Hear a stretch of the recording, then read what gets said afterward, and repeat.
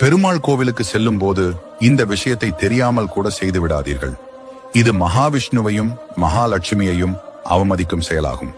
நீங்கள் பெருமாள் பக்தராக இருந்தால் இந்த வீடியோவை லைக் செய்து கோவிந்தா என்று காமெண்ட் செய்யுங்கள். சேனலை சப்ஸ்கிரைப் செய்யுங்கள். முதலில் பெண்கள் பெருமாள் கோவிலுக்கு செல்லும் போது தலை விரித்த கோலத்தோடு செல்லக்கூடாது. இரண்டாவதாக வெறும் கையோடு கோவிலுக்கு செல்லக்கூடாது. குறைந்தது துளசி மாலையாவது வாங்கி செல்ல வேண்டும். மூன்றாவதாக எப்பொழுதுமே பெருமாளை நேருக்கு நேராக நின்று தரிசிக்க கூடாது. பக்கவாட்டில் நின்றே தரிசிக்க வேண்டும்.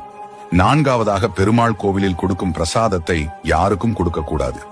உங்கள் குடும்ப நபர்களோடு மட்டுமே சாப்பிட வேண்டும். இந்த பிரசாதத்தில் மகாலட்சுமி இருப்பதாக ஐதீகம்.